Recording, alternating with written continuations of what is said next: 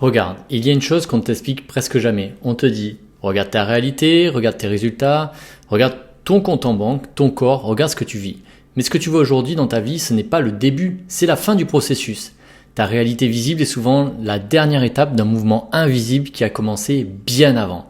Avant une action, il y a une émotion. Avant une émotion, il y a une pensée. Avant une pensée, il y a une impulsion. Avant cette impulsion, il y a quelque chose de plus subtil encore. Un appel, une sensation, une direction intérieure. Tu connais ces moments où tu te dis « je ne sais pas pourquoi, mais je sens que c'est ça que je dois faire ». Ou au contraire, je sens que quelque chose me bloque, mais je n'arrive pas encore à l'expliquer. C'est invisible, mais ça finit toujours par prendre forme. Ça devient une pensée, puis une émotion, puis un choix, puis une habitude, puis une réalité. Un jour, tu regardes ta vie et tu te demandes pourquoi je vis encore ça. Alors qu'en réalité, ce que tu vis dehors a peut-être commencé dedans depuis longtemps. Et c'est exactement ce qu'on appelle les 4 mondes spirituels permettant de comprendre. En Kabbalah, on appelle ça 4 mondes, Azimut, Bria, Yetzira, Asya. Dit comme ça peut sembler compliqué. Je vais pas te faire un cours. Je vais t'expliquer simplement comme si on était là, toi et moi, en train de parler. Parce que si tu comprends ces 4 mondes, tu vas comprendre quelque chose d'énorme. Ta vie visible est fabriquée par tes couches invisibles. Et à partir de là, tu ne regardes plus le blocage pareil, tu ne regardes plus la peur, l'argent, tu ne regardes plus les relations pareilles. Parce que tu comprends que la matière n'est pas juste la matière. La matière, c'est un message, c'est une conséquence, c'est l'invisible qui a fini par prendre forme. Imagine ta réalité comme un immeuble. Tout ce qui est en bas, il y a ce que tu peux toucher, ton corps, l'argent, les relations, les actions, les résultats. C'est le monde visible. Mais au-dessus, il y a d'autres étages. Des étages que tu ne vois pas toujours, mais qui influencent tout ce que tu vis. Et le problème, c'est que la plupart des gens essaient de changer la vie uniquement au niveau visible. Tu veux changer tes résultats, tu veux changer ton argent, tu veux changer ton corps, tu veux changer ta relation, tu veux changer ou réussir autrement. Mais tu ne remontes jamais à la source. C'est comme une fuite d'eau au 4e étage et toi tu passes ta vie à éponger le rez-de-chaussée. Tu veux éponger pendant des années, mais si tu ne vois pas d'où vient la fuite, ça recommence. C'est pareil dans ta vie. Tu changes une habitude, mais l'ancien programme revient. Tu prends une décision, mais 3 jours après tu fais l'inverse. Tu dis cette fois c'est bon, mais intérieurement quelque chose te ramène au même endroit. Pourquoi ? Parce que tu essaies de modifier la matière plutôt, sans regarder ce qui l'alimente. Les 4 mondes, c'est ça. C'est la descente de l'invisible vers le visible. L'étincelle, l'idée, l'émotion qui donne une forme et la matière. Parce que quelque chose naît dans l'invisible, puis ça devient une intention, puis ça devient une énergie émotionnelle, puis une action, puis ta réalité. Et c'est là que tu comprends que ce que tu vis aujourd'hui n'est peut-être pas arrivé par hasard. C'est peut-être une ancienne pensée, une ancienne peur, une ancienne émotion, une ancienne identité. Et on finit par descendre jusque dans ta vie. Le premier monde, ce que je te disais, l'azilute. L'azilute, c'est l'étincelle. C'est le moment avant même que l'idée devienne claire. Tu n'as pas encore de plan, ni de stratégie, tu n'as même pas encore le mot. Mais tu sens un truc intérieur qui t'appelle. Tu sens que quelque chose doit changer. Tu sens qu'une version de toi veut sortir. Un projet, une relation, une transformation, une mission, un désir. Ce n'est pas juste une envie, c'est plus profond. Comme si une partie de toi savait avant que le mental comprenne. Et ça, c'est important, parce que souvent tu crois que ton mental est le premier savoir. Mais non, ton mental arrive après. Il met des mots, il analyse, il compare, il demande. Est-ce que c'est possible ? Est-ce que c'est raisonnable ? Est-ce que les autres vont valider ? L'étincelle, elle parle pas comme ça, l'étincelle qui est à l'intérieur de toi. Elle te donne pas un tableau Excel, elle te donne pas un plan en 47 étapes. Elle te donne une direction intérieure, une sensation, un appel. C'est ce qu'on appelle la graine. D'ailleurs, abonne-toi à la chaîne, mets un like et mets un commentaire si tu commences à capter que finalement, si tu changes que la matière, c'est plus facile de changer le monde invisible. Et dans le descriptif, je t'ai fait un petit cadeau. Tu peux cliquer dessus. Quand tu regardes une graine, tu ne vois pas encore l'arbre, mais l'arbre est déjà contenu dedans. Ta vie fonctionne pareil. Au début, ce qui veut naître en toi est fragile. C'est léger, silencieux. Et si tu l'écoutes, cette étincelle peut descendre. Elle peut devenir une idée, puis une émotion, puis une réaction, puis une action, puis une réalité. Le problème, c'est que beaucoup, c'est-à-dire que si tu es là-dedans, tu sabotes ton futur dès ta première étape. Pas dans l'action, pas dans la stratégie, pas dans la matière, avant. Tu sens qu'il y a une impulsion, puis il y a une voix qui arrive. T'es pas prêt, tu vois, tout ce bullshit que tu te racontes, t'es pas au niveau, tu vas te ridiculiser, c'est pas réaliste. Là, l'étincelle est coupée. Plus tard, tu dis, je sais pas pourquoi j'avance pas. Mais en réalité, t'as reçu l'impulsion et ton mental l'a étranglée avant qu'elle puisse prendre forme. Parfois, ton problème n'est pas un manque de discipline, c'est un manque d'écoute intérieure. Tu attends une certitude extérieure alors que le mouvement commence par une sensation intérieure. Le deuxième monde qu'on appelle Bria, c'est le monde de la création, L'étincelle a commencé à devenir une idée, c'est-à-dire 1, je sens, 2, je commence à comprendre ce que je sens. Au départ, tu sens simplement que ta vie doit changer. Puis petit à petit, ça devient plus clair. Je dois créer ce projet, je dois reprendre mon pouvoir, je dois changer ma relation à l'argent, je dois cliquer sur le lien qu'il y a dans la description de cette vidéo. Je dois arrêter de vivre depuis la peur. Bria, c'est l'endroit où l'invisible reçoit une direction. Et là, ton mental entre en jeu. Mais attention, ton mental peut être un architecte, mais il peut être aussi une prison. Quand il est au service de ton être profond et structure, il organise, il clarifie, il donne une forme d'intuition. Mais quand il est au service de la peur, il bloque, il réduit, il contrôle, il cherche des preuves avant d'avancer. Il veut être sûr avant de croire. Et c'est là qu'il y a beaucoup de choses qui se déforment. Parce que ton mental aime le connu, alors que ton âme appelle souvent vers l'inconnu. Ce qui est nouveau pour ton âme peut sembler dangereux pour ton ancien système intérieur. Tu sens que tu peux faire plus, mais ton mental te ramène à ton ancien niveau. Tu sens que tu dois créer, mais ton mental te demande qui va t'écouter. Et là, on est dans ce qu'on appelle une zone de tri. Ton mental sert la vision. En fait, soit ton mental sert la vision, soit il protège l'identité, l'ancienne identité. Tu dois vraiment l'observer parce que parfois tu crois réfléchir, mais tu es en train de te protéger. Tu crois être réaliste, mais tu es simplement fidèle à ta peur. Et si ton mental déforme l'étincelle divine qu'il y a en toi, ce qui descend ensuite dans ton corps sera déjà chargé de peur. Ce qui nous amène à un troisième monde, le Yetzira. C'est le monde de la formation. C'est le moment où l'idée prend une forme émotionnelle. Et là, écoute bien, parce que beaucoup de manifestations bloquent à cet endroit-là. Ce n'est pas seulement ce que tu penses qui compte, c'est l'émotion dans laquelle tu penses. Tu peux penser « je veux réussir », mais si tu le penses depuis la peur, le manque, la comparaison, le corps n'entend pas la réussite. Il entend danger. Tu peux dire « je veux plus d'argent », par exemple. Mais si le corps associe l'argent au stress, la culpabilité, tu vas pas seulement manifester de l'argent, tu vas créer une tension autour de l'argent. Pareil pour la visibilité. C'est pas que tu es nul, c'est même pas que tu n'as pas la volonté, mais parce qu'une partie de toi associe le désir à un danger. Et c'est là qu'il faut comprendre une chose. Ton corps ne suit pas seulement ce que tu veux. Il suit ce qu'il considère comme une sécurité. Tu peux vouloir réussir consciemment, mais si inconsciemment réussir veut dire perdre l'amour, être exposé, tout ce que je vous raconte dans toutes les vidéos de cette chaîne, il ne fait pas ça pour te détruire, il fait ça pour te protéger. Mais il protège d'une réalité que tu désires. C'est ce qu'on appelle le moule. Un désir porté par la confiance ne crée pas la même réalité qu'un désir porté par la panique.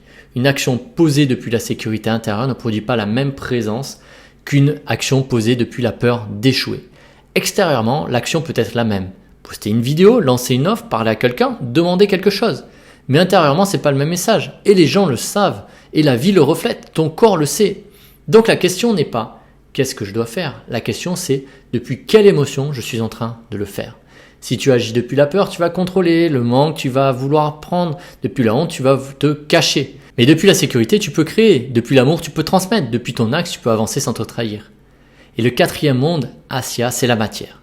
C'est le monde visible. Ton corps, ton argent, tes relations, ton environnement. Le piège, c'est de croire que tout commence là. Tu regardes ton compte en banque, tu dis « je manque d'argent ».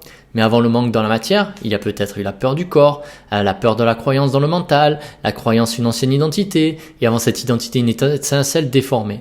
Tu regardes la relation, tu dis « je tombe toujours sur la même personne ». Mais avant une relation extérieure, il y a eu un schéma intérieur, une attente, une blessure, une peur, une définition inconsciente de l'amour. Pareil, si tu dis j'arrive pas à changer, mais avant l'habitude visible, il y a une émotion non régulée, une fatigue, une protection, un besoin de sécurité. Tu vois, la matière n'est pas juste un décor, c'est un miroir dense. C'est ce que l'invisible a fini par imprimer. Et attention, ça ne veut pas dire que tu es coupable de tout ce que tu vis. Ce n'est pas ce que je suis en train de dire. Tu as créé tous tes problèmes, donc débrouille-toi. Non, ce serait ultra violent que je te dise ça. Au lieu seulement de subir, tu peux écouter. Tu peux te demander, qu'est-ce que cette situation me montre? Quelle émotion est en train de se répéter? Quelle croyance agit derrière? Quelle partie de moi crée encore depuis la peur? Et là, tu reprends le pouvoir. Pas le pouvoir de tout contrôler, le pouvoir de faire remonter à la racine. Parce que si tu changes uniquement, on va dire, le symptôme, ça change pas. Si tu remontes, tu changes l'énergie émotionnelle, il va manquer quelque chose. Si tu remontes à l'idée, la croyance, l'intention, ça monte. Par contre, si tu retrouves l'étincelle pure, tu retrouves le désir avant qu'il soit contaminé par la peur, l'appel avant qu'il soit déformé par le mental, la direction intérieure avant que ton ancien toi essaie de négocier. Prenons un exemple concret. Imagine quelqu'un qui porte une peur profonde. Je ne suis pas en sécurité. Au départ, il a peut-être une impulsion pure, un besoin naturel de sécurité. Ça, c'est l'azimut. En descendant dans le mental, cette impulsion devient « je dois tout contrôler ». Ça c'est Bria. Puis, cette pensée se charge émotionnellement. Peur, tension, vigilance, méfiance. Là, c'est le Yetzira. Et dans la matière, qu'est-ce que ça donne? La personne évite les opportunités. Tu évites les opportunités, tu refuses de te montrer, tu ne demandes pas ce que tu veux, etc. Tu choisis la survie plutôt que l'expansion. Et dans la matière. Et après, tu vas dire, la vie n'ouvre pas les portes. Mais en réalité, c'est ton système intérieur qui a fermé les portes avant même qu'elles s'ouvrent. Pas parce que tu es faible, pas parce que tu es incapable, mais parce qu'une partie de toi croit encore que le connu est plus sûr que le vivant. Maintenant, on prend l'inverse. Quelqu'un reçoit une vision. Au départ, on sent un appel. Tu ne sais pas comment, mais tu sens que quelque chose veut naître. Puis tu mets des mots dessus. Je vais créer une vidéo, je vais lancer un projet, je vais changer ma relation à l'argent. Ensuite, tu nourris cette idée avec une émotion. Pas forcément une confiance parfaite, mais une sécurité intérieure suffisante pour avancer. Puis tu poses une action, tu écris, tu publies, tu crées, tu ajustes, tu recommences. Et là, l'invisible devient la matière. Pas parce qu'il a visualisé dans son canapé, pas parce que tu as fait ça, l'univers ne va pas te livrer un colis, et parce que tu as laissé l'étincelle descendre jusqu'au comportement. La vraie manifestation, ce n'est pas attendre que la matière change toute seule, c'est devenir suffisamment aligné pour que l'invisible descende jusque dans tes actes. Une intuition qui ne vient jamais une action reste une lumière bloquée, comme une vision qui ne traverse jamais ton corps reste une image mentale, et encore un désir qui ne se transforme jamais devient ce qu'on appelle un fantasme. C'est pour ça que les 4 mondes sont si puissants. Ils te montrent la transformation, comment elle doit descendre jusqu'au concret. Tu ne peux pas rester uniquement dans le spirituel, ni dans les idées, ni dans les émotions. À un moment, ça doit devenir un choix, un geste, une parole, une décision, une incarnation.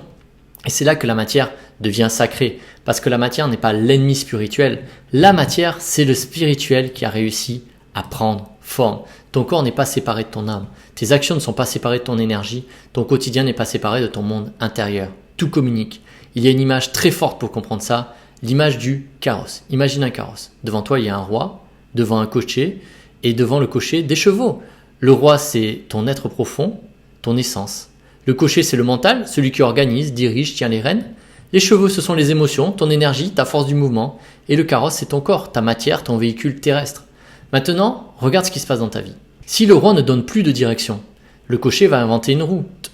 Si le cocher panique, il tire sur les rênes n'importe comment. Les chevaux sont en stress, ils partent dans tous les sens. Et le carrosse encaisse. Après, tu appelles ça, je suis bloqué, je suis perdu, je suis fatigué. Mais en réalité, ton attelage intérieur n'est pas aligné. Le roi ne parle plus, le mental a pris le pouvoir, les émotions sont en tempête et le corps porte tout. C'est ce qui arrive quand tu vis uniquement depuis le mental coupé de ton être profond. Tu prends des décisions pour plaire, tu choisis pour te protéger, tu avances pour prouver, tu travailles pour compenser. Tu veux réussir mais tu ne sais même plus si le désir vient de ton âme ou de ta peur de ne pas être assez. Alors il faut revenir à l'ordre intérieur. Le roi doit retrouver sa place, le mental doit redevenir un serviteur, pas un tyran, les émotions doivent redevenir un moteur, pas une tempête, et le corps doit devenir un véhicule, pas une poubelle à tension. Et c'est là que quelque chose se réaligne. Tu n'agis plus depuis le manque, tu agis depuis l'axe. Alors, concrètement, comment on utilise ça? Mets un like, mets un commentaire et prends ton programme que je t'ai offert, qu'il y a dans la description. Quand tu veux manifester quelque chose, ne commence pas seulement par demander « qu'est-ce que je dois faire ?» Demande-toi aussi « depuis quel monde je suis en train d'agir ?» Qu'est-ce que je fais concrètement? Quelles habitudes je répète? Qu'est-ce que mon quotidien prouve maintenant? Parce que ton quotidien prouve tes intentions. Après, quelle émotion porte mes actions? Est-ce la peur, la pression, le manque, la honte? Est-ce la sécurité ou l'ouverture?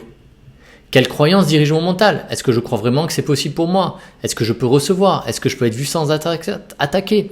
Est-ce que je crois que réussir va me rapprocher de moi ou m'éloigner des autres? Et derrière, quelle est l'étincelle derrière ce désir? Pourquoi je veux vraiment cela? Là, on ne parle pas seulement de manifestation, on parle de vérité intérieure. Parce que parfois, tu ne bloques pas parce que tu ne sais pas quoi faire. Tu bloques parce que ton désir est complètement mélangé. Il y a de l'élan, mais de la peur. Il y a de l'amour, mais du besoin de prouver. Et tant que tu ne vois pas ça, tu ne peux pas changer de stratégie, de métier ou de relation. Mais parce que tu crées toujours la même structure intérieure. La question là, c'est pas seulement comment je change ma réalité, mais quelle partie de moi est en train de créer cette réalité? Est-ce mon être profond ou le mental qui panique? Parce que tu peux créer depuis ton âme, mais tu peux créer depuis la peur. Et mets-moi un commentaire d'ailleurs, d'où tu crées? Est-ce que tu crées de l'âme ou est-ce que tu crées de la peur? Dans ce cas, quelque chose va descendre dans la matière. Et c'est ça le point. L'invisible ne reste jamais invisible. Il devient une décision, une posture, une énergie, une façon de vendre, d'aimer, de te saboter. Ça devient la vie. Donc maintenant, regarde ta vie comme un message, pas comme une condamnation, pas comme une punition, pas comme une preuve que tu n'es pas assez, comme une lecture. Ton corps parle, ton argent parle, tes relations, tes blocages, tes répétitions parlent. Au lieu de demander pourquoi ça m'arrive encore, demande-toi qu'est-ce qui en moi continue de descendre jusque-là. Et surtout, quelle étincelle pure cherche à revenir en arrière. Le vrai sujet, c'est comment ton invisible devient ta vie. Chaque jour, quelque chose descend. Les pensées, les peurs, les visions, les émotions. Et petit à petit, ça devient le monde. Tu le regardes comme un miroir. Un miroir, tu ne le frappes pas, tu ne l'insultes pas, tu ne lui cries pas dessus. Tu regardes ce qu'il reflète. Puis, tu changes la source. Et quand la source change, le reflet finit par changer aussi. Retiens cette phrase. La matière n'est pas le début de ton histoire, c'est l'invisible qui a terminé sa descente. Qu'est-ce que je dois faire ? Demande-toi plutôt quelle partie de moi je suis en train de créer. Parce que c'est peut-être là que tout commence et c'est peut-être là que la réalité peut enfin changer. Mets un like, un commentaire et abonne-toi à cette chaîne et clique sur le lien qui est dans la description pour aller plus loin.